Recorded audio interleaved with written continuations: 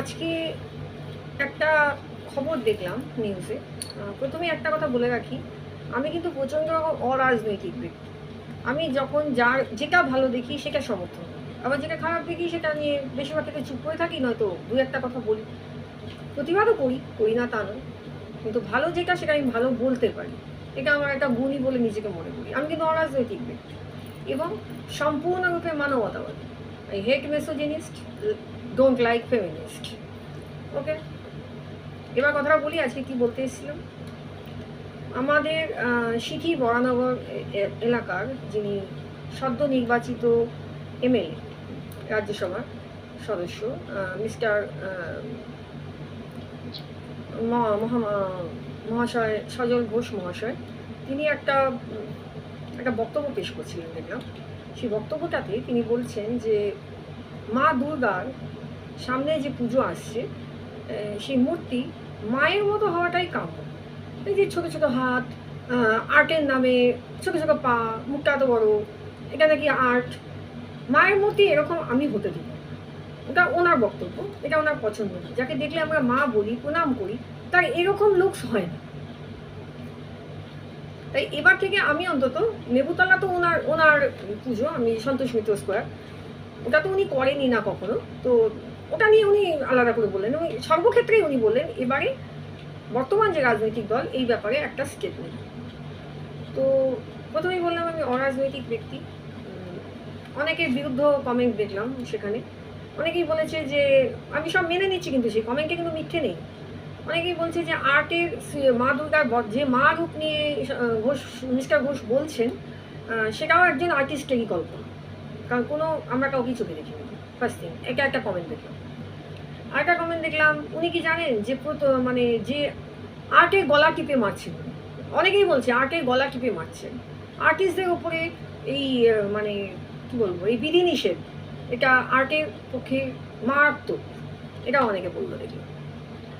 আরেক জায়গায় মেবি আরেকটা কমেন্ট সেকশনে দেখলাম, প্রথম যে দুর্গা মায়েদের যে রূপ বানানো হয়েছিল ওটা কিভাবে হয়েছিল, এটা মানুষের থেকেই এসেছিল কিনা, যে আর্টিস্ট প্রথম বানিয়েছে সে সম্বন্ধে উনি কী জানেন, যেটা বলছে এগুলো সব বিরুদ্ধ কমেন্ট। পক্ষে অনেকে বলেছে হ্যাঁ ভালো লাগছে, কিন্তু বিরুদ্ধ কমেন্টের সংখ্যাটা বেশি।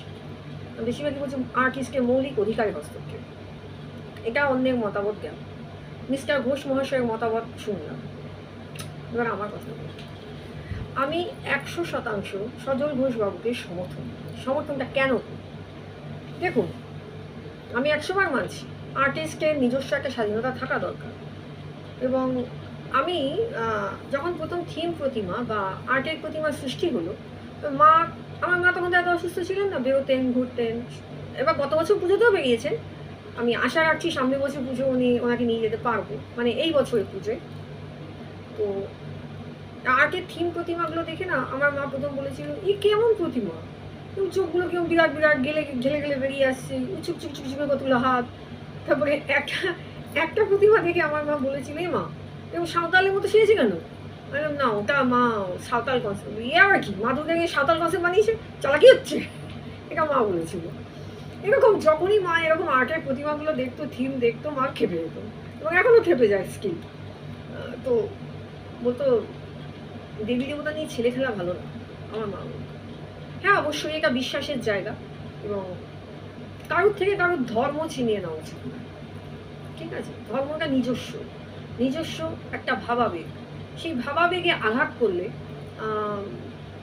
মানুষ হিংস্র হয়ে উঠতে পারে, বিরোধিতা হতে পারে, বা সমাজে একটা টালমাটাল পরিস্থিতি হতে পারে, এটা আমার মনে হয়। তো আমার নিজস্ব মত, আর্টিস্টদের আমি সম্মান রেখেই বলছি, আপনারা প্রতিমাগুলো যখন বানাবেন তো শাস্ত্র অনুযায়ী বানালে ভালো হয়। আমি যদিও শাস্ত্র সম্পর্কে কিছু জানি না, সংস্কৃতে ফেল করা স্টুডেন্ট, সুতরাং আমি শাস্ত্র সম্পর্কে কিছু জানি না। তো আমার শোনা কথা এগুলো সবাই বলে, সেটার বেসিসে বলছি। আর আরেকটা জিনিস আমার যেটা মনে হলো, মা এই রূপটা, মা দুর্গা, একটা আমরা টানা টানা চোখ, ত্রিনয়নী, তারপরে আপনার দশভুজা, যে রূপটা আমরা দেখি, তার গায়ে সাঁওতালের পোশাক, মাথায় পালক। আমি সাঁওতাল জাতিকে ছোট করছি না। আরেকবার দেখি বাংলার মেয়েদের মতো লাল পাড় শাড়ি পরে আছে, ওটা কিন্তু মা দুর্গার রূপ নয়। মা দুর্গা কিন্তু যেটা মহিষাসুরের সাথে লড়াইকালীন যেটা ওই সময়টাই দুর্গা পূজা। এটা পরবর্তীকালে প্রভু শ্রীরামচন্দ্র যে পূজাটা করেছিলেন রাবণের থেকে জিতবার জন্য, কারণ রাবণ মা দুর্গার কৃপাপ্রাপ্ত ছিলেন, তো সেটা অকাল বোধন যেটা আমরা বাঙালিরা করি, অ্যাকচুয়াল দুর্গা পুজো চৈত্র মাসে হয়ে গেছে, ওটা অ্যাকচুয়ালি বাঙালিদের দুর্গা পুজো, অন্নপূর্ণার পূজা। তো আমরা অকাল বোধনটাকেই বাঙালি ইনভাইট করেছি বেশি। রাজা সুরথ আমরা পড়েছি ইতিহাসে যে প্রথম দুর্গা পূজা করেছিলেন।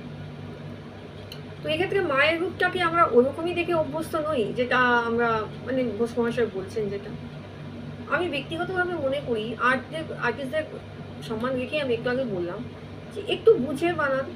আর কি বলবো, আমি একবার একটা সরস্বতী মূর্তি দেখেছিলাম এক জায়গায়, একবার মা দুর্গাও দেখেছিলাম, মানে শরীরের বেশিরভাগ অংশই খালি।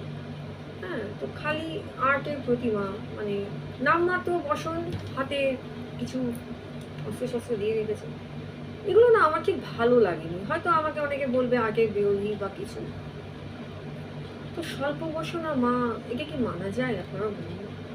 মা থাকবে সুন্দর, তিনি মহিষাসুরের সাথে লড়াই করছেন, তার কোমরে কোমর বন্ধ, হাতে তরবারি, তিনি নড়ছেন, এগুলো দেখতেই ভালো লাগে।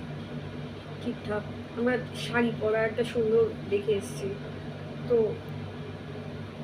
মায়ের একটা নিজস্ব রূপ আছে। এত স্বল্প বসনা দেবী মূর্তিগুলো, আমি আর্টিস্টদের বলছি বানাবার আগে একটু ভাববেন, ভেবে বানাবেন। আপনারা কিন্তু ধর্মকে আঘাত করছেন, ধর্মকে আঘাত করবেন না, কারণ এটা পাল্টে খেয়ে যেতে পারে, তখন কিন্তু খারাপ হবে। আমি আবারও বলছি, আমি কোনো দলকে সমর্থন করিনি, এই কথাটাকে সমর্থন করছি। এটা আমার অনেক দিনের মনের কথা ছিল, যেটা আমার কেউ কারোর মুখে শুনতাম না বলে চুপ থাকতাম না, আমার দরকার নেই, কী বলবো, কে কী ভাববে। এখন আমি বেশ ভয় ভয়ই বানাচ্ছি, কে কী ভাববে, কিন্তু কথাটা আমার স্কিল।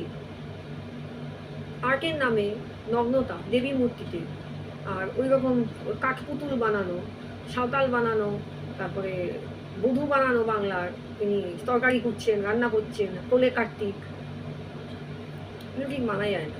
যেটা যেমন তেমন প্রপার বানান, ঠিকভাবে পুজো করুন। পুজো অবশ্যই ভালো। আবারও বলছি, আমার মা ফার্স্ট থেকে বলছে মা মায়ের মতো। এক্স্যাক্টলি, আমার মা তো প্রথম থেকেই এসবের বিরোধিতা করতাম, আমি বলতাম না কোনো সোশ্যাল মিডিয়া, মা বলো না কে কী ভাববে, আর্টিস্টদের সম্মান হরণ হবে। আর্টিস্টদের সম্মান রেখেই বলি বানান, একটু বুঝে, খারাপ কি? আগে আপনারাই তো বানাবেন, তবে তো আমরা দেখবো। বিধায়ক মহোদয়কে আমার নমস্কার, আমার মনের কথা বলার জন্য ধন্যবাদ।